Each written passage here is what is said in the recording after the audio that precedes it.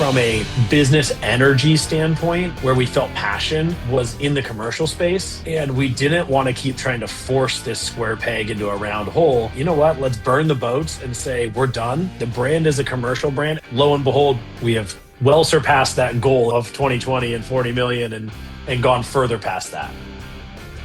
Hello, everyone. Welcome out to another episode of the PMP Industry Insider Podcast, where we take a look at what is changing in the pest and lawn industries, and we take you to the front lines to those that are driving those changes. I'm Donnie Shelton, owner of Triangle Home Services, which has Triangle Pest as well as Triangle Lawn. And with me, after a long day of recording, is Mr. Dan Gordon. Dan, would you like to say good afternoon, introduce yourself, our guest, our sponsors, a little bit about the peer groups, and let's jump right in. Yes, feeling very fresh. So, Dan Gordon, PCO bookkeepers, M&A specialists. We work on outsourced bookkeeping, CFO work, tax work, exit planning, and whatnot. And let's see, today we have AJ Treleven, Executive Vice President of Sprague Pest Solutions. We will talk about, the topic is 100 years in, how Sprague Pest grows, innovates, and wins in commercial services.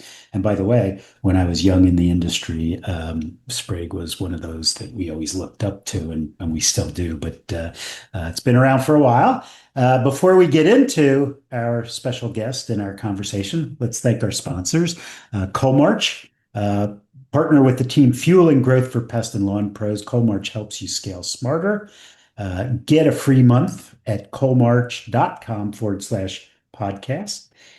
For more than 40 years, PestSure has been protecting pest control companies with specialized insurance and safety programs because nobody understands the industry better. Learn more at pestsure.com. And Voice for Pests delivers the only phone solution designed specifically for pest and lawn care professionals.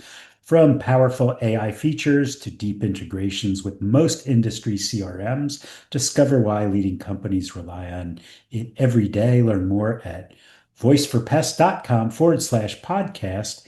And to purchase materials from the best family business in the industry, well, in the distribution industry, is Forshaw. They are a leading distributor of pest management materials since 1961. They focus on people, partners, performance, and is what inspired Foresight, which is Foreshaw's inventory management software built to bring clarity, inventory control, and support smarter operations and decisions. Learn more at forshaw.com. How am I doing, Donnie? I haven't made one mistake yet. You need to go faster. Oh, okay. Anybody who wants to join one of our peer groups, we have about 65 members in our peer groups. They are facilitated by our good friend, David Billingsley. And if you want to look back to episode 238 with Caleb Cunningham, who describes the process and what it's like to be a member. Anyway, let's get started. So, Like it. welcome. Sorry about all of Donnie's administration. So hang on, you got to talk a little bit about Sprague here. We got this whole intro about how Sprague is headquartered in Tacoma, Washington, celebrating 100 years in 2026. Do you want to hear me? Okay, let's go. Absolutely. Today we're speaking with Sprague. This is unorganized because I did the topic before, but let's go. Today we're speaking with Sprague Pest Control Solutions, Executive Vice President AJ Treleven. Okay, Sprague is headquartered in Tacoma, Washington. Is celebrating 100 years in 2026. AJ represents the fourth generation of family in the business, and did you join as a summer intern in high school, becoming a technician in college? I'm sure everybody knows. Intern is probably a nicer term than what it was. It was you turned 18 and you were allowed to hold a license in the state, which meant you got sent wherever the worst job was to go do the work because no one felt bad about sending you there. Nice. So promoted to executive vice president in 2025, following 5 years as director of operations. Before that, he served as regional manager, a branch manager, and joined the company in 2012. in a sales role, and the entire executive staff is very committed to NPMA and other industry organizations. And by the way, is Larry Larry's your uncle? Uncle, yes. Alfie is my dad. AJ's Alfie Jr. Because Got it. Larry and I have been good friends forever. And whenever I see him, he makes a big deal about coming up to me, and I make a big deal about coming up to him. And he is one of the true gentlemen of the industry. So, anyway, Welcome, AJ. If we've not that- convinced you that we're a bunch of bumbling drunks by this point, I assure you that you will think that by the end. So there I you think go. we're out of not time. entering- Yeah, yeah. I don't know if we have any more left to go here. I don't we've think hit so. our limit. Oh gosh. All right. AJ, do you want to just walk through for our listeners? I mean, obviously, Sprague has a fantastic brand in the industry. I think most folks know who you are, but we may have some listeners who don't. Would you just maybe just briefly talk us through you guys' 100 years is quite impressive to be in the industry. Can you just walk us through a brief history and just kind of walk us through the generations and how the family, because it's still a family business, right? Everyone's still in the Yep. family, still working in it. Maybe just talk through that just to give listeners a little bit about who Sprague is and kind of where you guys are coming from. Absolutely. And yeah, to your point, we are still 100% family owned and operated, ex- over the top committed to that, and believe that that's part of what makes this industry so great. But 100 years ago, the company was actually founded by a non-family member, William Benjamin Sprague, WB Sprague, here in 1926 in the Tacoma area. At the time, kind of in the world, Tacoma was the big port. It was the big city. It was the terminus of the railroad in the West. And it was it was where all of the goods shipped out. And so he came here from Spokane, Washington, where he had started a business with a partner. They were using telegraphs to try and communicate. That was too hard. They split the company in half. He kept this part in Tacoma, the other kept the one in Spokane. And as the Great Depression started to roll around, ran out of funds essentially. And my great grandfather, Alfred the First or Alfred Senior, was working at Karsten's meat packing plant here in the port of Tacoma, which WB Sprague was servicing at the time, and decided that he had a few connections in the community, pulled together some family funds across a pretty large family that he had, and was able to buy the truck, the equipment, and the name, and turned around, and his previous employer became his first customer at the meatpacking plant, and off he went from there. So great grandpa ran the business here just locally in Tacoma out of his garage. I can see his house from my house still to this day. So we haven't made it real far, but and just ran that as the kind of the lifestyle business and the way to support his family, until Grandpa Bob, and we talk in the nomenclature of our family, we have G1, G2, G3, G4. Those are our generations as we refer to them all. In a big family, we have to try and keep it all straight somehow. And so we lump people together that way. So G2, Grandma and Grandpa. Grandpa came home from World War II, had been involved in flying and working in helicopters, and came back with this kind of aha moment that we should be using radio communication in order to dispatch. And so while Grandma raised 11 kids at the house, she also answered all the phones and dispatched via radio to our service vehicles throughout Tacoma.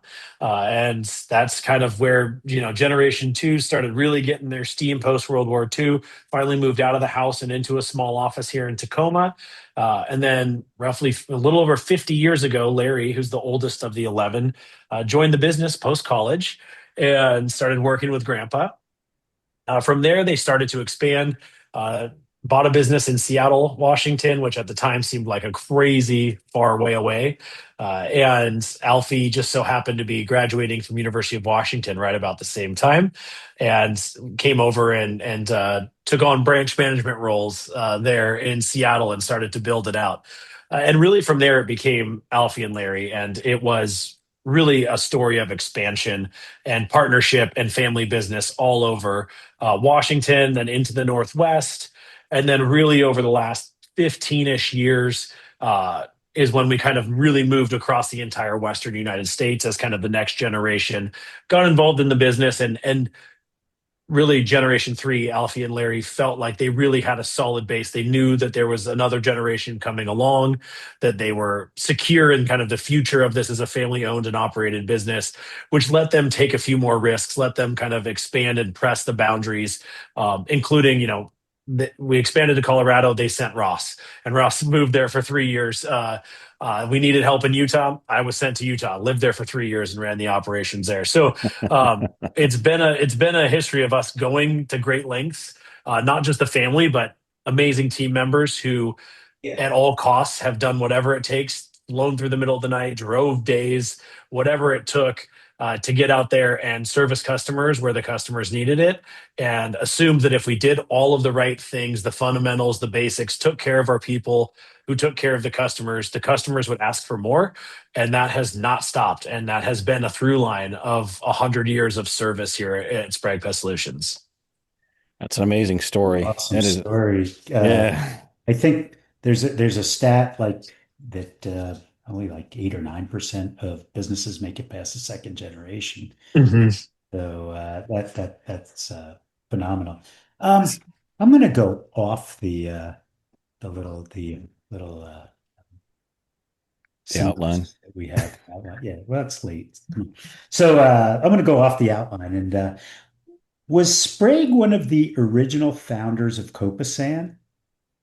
No, it wasn't. Although I think because Alfie was chairman of the board for so long, that kind of he is so tightly intertwined with the Copasan story. Mhm. Because most of my kind of like formative years, he was chairman of the board. But no, I think we joined Copasan the late 80s, I think it was, maybe early 90s. I can't remember exactly when it was, but that became a very big, again, Copasan for us was a really crucial and important part of our expansion, and often was the thing that brought us into new states. And it normally wasn't us asking, it was us being told, like, hey, we got to save this, or we need help in this area, or we lost a partner, or whatever. Can you go? And just saying yes and figuring it out, and then building up our work behind it. So we were very involved, similar to MPMA and all these things. Like if we're going to be a part of it, we're going all in. Well, it makes And so sense. that We're was a total yeah, commercial business, and that's a commercial thing. So yeah, provided a lot of access to markets that we weren't at the table. And as we grew up, we learned so much from some of those partners. Many of them, unfortunately, or I mean, good or bad, but have been sold, and those brands are rolled into other companies now. right. Uh, but man, I remember growing up, those owners coming, and I mean, I remember Phil McLeod. He just stayed at our house. He didn't want to rent a hotel. I remember the people from Something that Donnie Copasan. would do, but Yeah, Yeah. the Copasan. I mean, it would be like, who's in town this week, and are they cooking dinner? yeah, Because that was kind of like the experience we had growing up. And I mean, looking back, it seemed normal then. You're like, well, of course, someone's from work is staying at the house. Uh, I mean, now I'm like, oh gosh, I'm not going to have someone come stay at the house from work, but it was so formative and so interesting, and I think it really taught a lot about the curiosity and the interest in the industry from a young age for us. That while we all said from the very beginning, oh gosh, pest control, no, we're out, see ya, have a nice life. Mhm. I'm going off to do my whatever it is. I think it's why four of the six in my generation are now back in the business at through various points of their career have come back because of kind of that deep, deep legacy and curiosity and understanding that the industry is so much more than what the general public thinks of it. Mhm. Right. Well, let's shift gears here a little bit. I want to talk a little bit about what Sprague is today. I mean, obviously, you guys are consistently in the top 25 on the PCT top 100. Can you just give us kind of an overview of the company's size and scope? Kind of your footprint today, just to bring folks up who may be listening that are not very familiar with Sprague. Yeah, absolutely. So geographically, we cover the 10 Western states. So pretty much Colorado, go north to Canada, south to Mexico, and west to the ocean with a little carve out. We don't go into New Mexico, but that's kind of, if you think about as you run across the west, um, roughly 300, a little over 350 total employees across that space. We do, in the mid 50s to upper 50 millions in revenue. That obviously changes every year. Uh, Mhm. but continues to grow quite a bit. And yeah, and we have four of our six of my generation in executive roles here at the organization. That's pretty amazing. That's pretty amazing. And the fact that you guys have been in business for 100 years, like that is truly amazing. I mean, you just never hear that. That is such an amazing thing. I'm curious to hear how you guys balance that, because there's obviously, I'm sure there's not a difference of opinion of the old school versus the new school. I'm sure you guys never have conversations like that, but I'm curious to hear how do you balance making sure that you obviously are maintaining a legacy. The people who have built the business obviously know what they're doing. They're very successful. But then how do you stay relevant, in terms Yeah, of the like times are changing. What do leadership? you do? Yeah. And that kind of like making sure that you kind of balance that. I think as we talk about that, I think a lot of times we look at that as maybe that's holding up family and privately held business in our industry, but I actually think it's the opposite. And I think, at least within our family, we are raised from the beginning to be like you are a steward of a seat, and it's not your seat forever. You don't own that seat. You are there to make it better and then to hand it off. Your job is not to actually be in this chair forever. Your job is to make sure that you're getting someone else in that chair as fast as humanly possible, because you're developing others, you're bringing them along, because you can't do anything else. You can't go chase that next thing. You can't do more until you bring others along that can do what you're doing. Each time you switch seats, you bring new ideas, you bring different ways of thinking and different ways of doing it. I think that's where family business can have such a unique, nimble position in this industry, is that we look at this as sure, maybe generation to generation, as you get closer to the end or you're earlier in your career, you have more ambition around, I want to do this thing now, or I want to be patient, or whatever it may be. But at the same time, when you work and hang out with and spend time with and think about things with and ideate together, when it's all family, you're able to approach it from like, you're not worried they're coming for your job. You're not worried that they're trying to push you out or move you along too fast, because at the core everyone has your best interest at heart all the way across, between all the relationships. And so I think by being intentional about the relationships, not just as like a parent and a child, or a brother or a cousin, but when we focus on making sure we bring the whole family along over the long run, then everyone's able to approach those conversations from a much more open standpoint and really believe in each other. Just because someone's young in their career or someone's late in their career doesn't mean they might not have that great new idea that no one's thought of, or put the dots together in a new creative way that we should try. And so when I think about that, I think that's one of our superpowers, is that we're able to leverage the lived experiences and the knowledge base of each individual person, not only within the family but within the company, without kind of that ego that can get in the way of like, well, if they do this really well, what if I become irrelevant? Because in the Mhm. long run, our goal is to become irrelevant. Like, Right. I would be thrilled if tomorrow there was a bunch of people that could do my job better than me, and I would want to get out of their way as fast as possible. And when you Yeah. think of your seat as a steward, right? When you think of that role as stewardship and service versus ownership and power and identity, it really frees up a lot of room for ideation, creativity, vulnerability, thinking, and in my opinion, that's the fun stuff. For It's funny sure. because we've got a couple of clients who, some of them, who have that same, we don't own it. We're the stewards of this to move it on.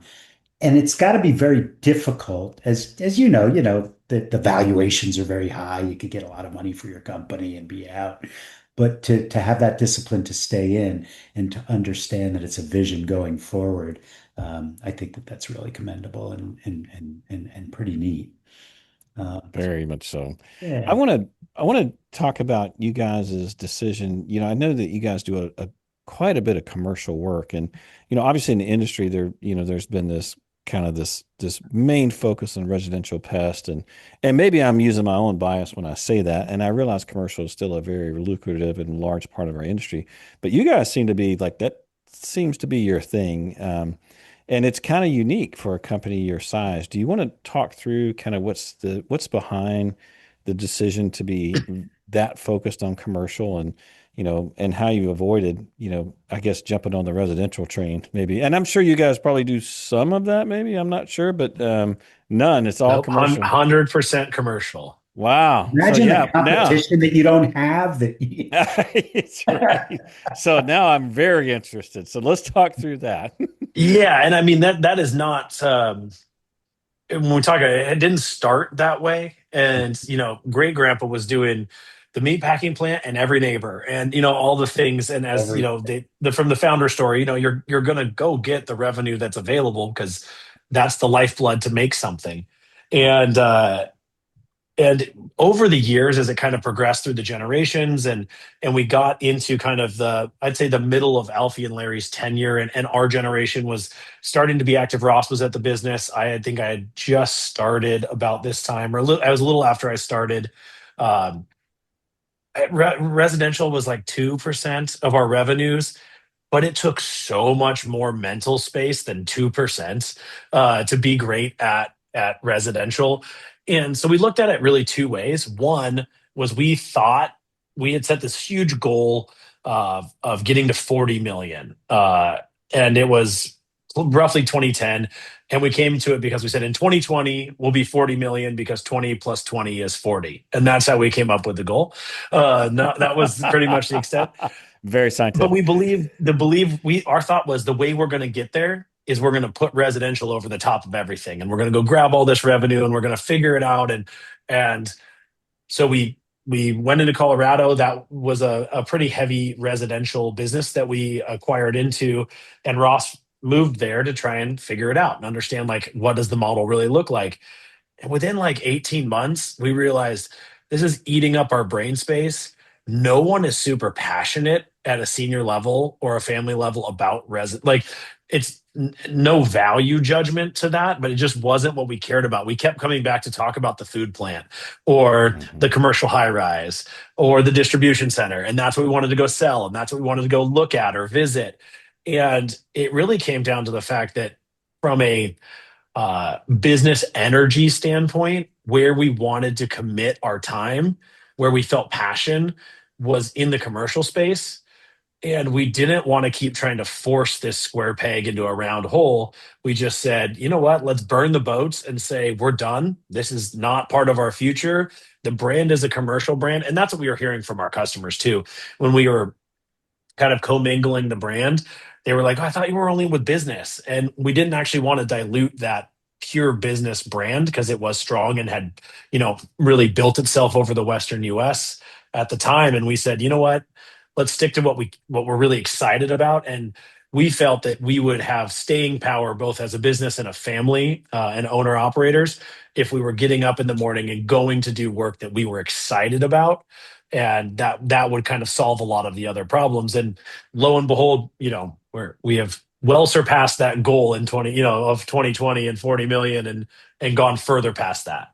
So was that Colorado business, did you merge the name into Sprague, or was it something else that you were able to quickly exit and sell? Or was there some explaining you had to do? Well, so we actually bundled all of the residential, the little bits all over the organization, and sold that to one of the nationals, and just burned the boats essentially, and said, sure, here Yeah. it's gone, and everyone make peace with it. And it wasn't a hard sell to the organization. It was more of a sigh of relief, because people that wanted to be in food plants were trying to figure out how to coordinate with Mrs. Smith and do her residential spray, and it wasn't their passion either in what they wanted to do in pest control. And I think that's positioned us extremely well as an employer and a destination within the industry. Is that we hear that regularly from people that join the company, is they really wanted to work their way up to this kind of commercial only space where they're working with business owners and QA managers and kind of professionals within the space where they can really feel like their value can shine to people.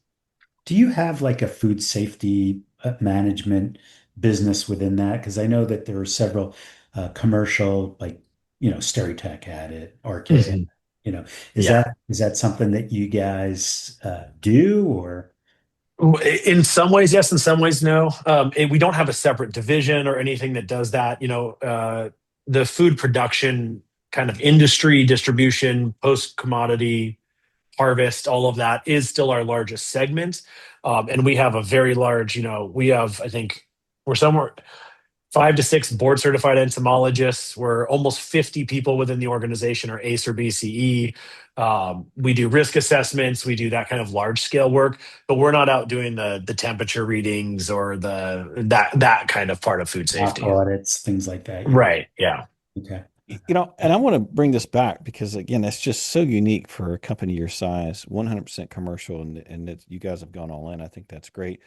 What do you think has driven the most success in acquiring and retaining that commercial business? Because I actually have an opposite story, AJ. Like I used to do both as well. I'm the I was first going to bring generation this up, owner. but go ahead. Yeah, I mean, and I actually went the other way. I'm like, we really suck at commercial. Like either I need to like make and we're going to go in and we're going to do this, or we need to get out. But I don't like because a commercial tech, as you already know, is very different than a residential tech, and then having them kind of switch their brain, and we just was not very good at it. And I was like, either I need to go big or I need to get out, and that's what drove my decision. I'm like, I'm just going to get out because I know the residential side much better. But bringing it back to you guys, like, what's been the most successful in acquiring and retaining that business? Because that's pretty impressive, actually. It's very impressive. Yeah. And I think this is, again, a really unique space where a family business can thrive, because we're able to make decisions that don't have anything to do with this quarter or this year's earnings, or we can invest in ways that don't necessarily make sense from a Wall Street standpoint.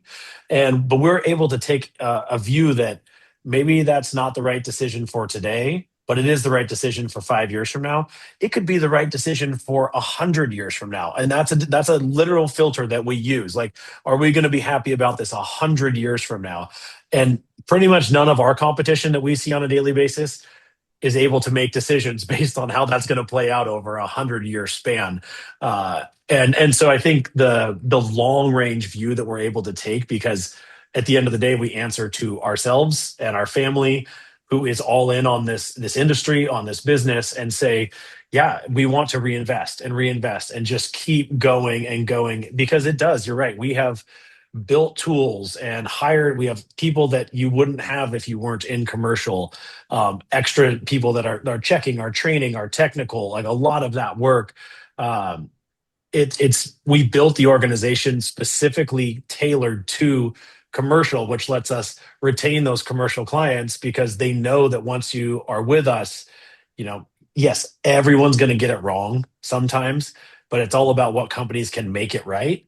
And we jokingly call it the Sprague Air Force. Like, we get calls, and in a day we can mobilize. We've had to at times mobilize a half a dozen, 10 people from all over the country, are on planes within 12 hours flying somewhere to go make something right.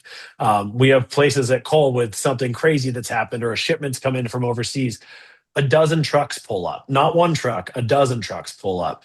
And so it's that idea of, like, because we're able to specialize, just like you said with residential, what the residential market expects. We know what commercial expects, and we don't even think about some of those responses at this point, because it is just, we've tailor made the business to fit this specific piece of the industry so that it can run in a way that we don't have to be quite as, we don't have to manipulate the levers quite the same way, because it's just culturally how it's supposed to happen. Right. Right. We're getting close to the end. I feel like we could talk to you for a really, really long time, but I want to make sure we cover this next part, which is really looking forward for Sprague. I mean, you talk about, I love this idea of being a steward in the seat. It's such a great Cool. perspective to have. It's a fantastic perspective to have. Looking forward, what's Sprague looking at, like maybe for the next decade, and kind of what do you see that, like if someone's listening, what could someone take away from that? Like, what are the risks or the challenges, those types of things that people need to be thinking about? And again, it could be anything. Obviously, I know you guys are going to have the commercial perspective, but really, like, what's it look like in 10 years, and what are some things or some challenges you see being a part of that journey? I think from an industry perspective, the next 10 years, there's a million great speakers, and every conference has something wonderful talking about how the role of technology or fleet or active ingredients or regulation, and all of that stuff is true. And yet I believe this industry is so nimble and used to kind of flexing with what comes. When I think about it from our perspective and really the role of family business within the industry, it's twofold. It's one, how do the family businesses within the industry continue to be great stewards of the industry and take that long range view to help influence, shape, and guide in some ways the industry? Because for every company that sells, a few more start, right? And I love the fact that this industry is so entrepreneurial and that people are able to go from, a route manager, a technician, start their own business, build up that business, and then either choose to pass it on to their family or exit if that's the best thing for their family. I think how the family businesses that have been around a long time, how we steward all of that part through our actions, through our speaking, through bringing people along, I think has a really big implication long run, especially in a time of consolidation like we're in right now.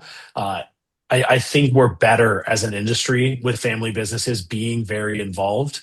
And so I think how we take that role as a steward of the industry from the family business and privately held side is really, really critical and something that we should continue to all lean in on. And then another part of that for us is, we've got Generation 5, G5 has 8 kids in it. The oldest is 11, the youngest is 3.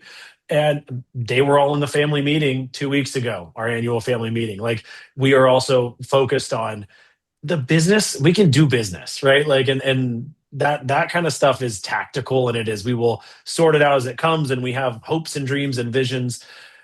When it comes down to maintaining a privately held family business over generations, it is the way that you intentionally bring along the next generation, not because we need them to run the business or that none of them may even have that interest. But if you can start from the beginning and help them understand what it means to be a steward of the people at the organization and of the industry that generates all of this great stuff for the business, for the family, for the people that work here. If you can understand that stewardship from a young age, then I really don't have a lot of fear for the future. Like, everything else is solvable. What is not solvable is if the family doesn't want to do business together. And so that is really what we have to focus on. It's what we do focus on in being intentional and helping that generation understand their role in the ecosystem as they move forward. Yeah. So on a tactical front, you've came east to Colorado. Is there any Yeah. reason why you stopped there? If the right business came up in New York or Carolinas or something, would you consider that? Is that Yeah, Dan, we always make this joke. The surest way for us to do an acquisition or expand is to say we're not going somewhere. I think right? the last three times we've added territory, within like the preceding 3 months, we had said, "There's no way we're going there," and Right. then we were immediately there. The way we look at it is, I mean, I will say our customers, they ask us constantly, "Where else can you go?" Um, we are always opportunistic and interested. However, never at the sacrifice of quality. Quality is the hill we die on. I think in the commercial space, it is everything when it comes to reputation. And so while we're opportunistic, we're also very pragmatic and realistic about where we're not going to do something we don't think we can do all in 100% all the way across the board the way it should be done. And so I think for us, we don't know exactly what that looks like for the future. Uh, and we'll always take the phone call, right? Like, we're always willing to go through a thought experiment. And we talk about that. We are in this industry, we're all scientists, and we're just making a hypothesis. We're testing it. We're using the results to make a new hypothesis. And Mhm. so, in our opinion, every little bit of data or opportunity or option is always just testing the next hypothesis. Love it. I love Awesome. it. Love it. Love it. Awesome. Dan, anything before we finish out here that any parting No, thoughts? I think this has been terrific, and I love the whole, we talk so much about the M&A world and whatnot, but the family business, that is what this industry's founded on. And the roll up has kind of really taken some of the wind out of the sails, but it's great to see companies like Sprague and some of the other family businesses who feel the same way. And we've got several of them as our clients, so that's Yeah. good. AJ, I want to thank you for coming on the podcast. This has been fantastic. And I think for our listeners, they're going to get quite a bit from not only you guys' story, but just the way that you run the business. I think a very good example for those in our industry. So really appreciate that. Appreciate you guys coming on board. Just a reminder, all the resources and topics that we talked about today are going to be available on the podcast website. Just take a look at pmpindustryinsider.com. Take a look in our show notes for this. We'll link up Sprague's website along with any other, with a rundown of the notes from the show. And as always, we appreciate if you enjoyed this episode or any of our other episodes, we always appreciate positive feedback. And if it's negative, we ask you to pass that to Dan because he really likes it. And with that, we're going to sign off. We'll see you all next time. Take care. That's good. Thank you.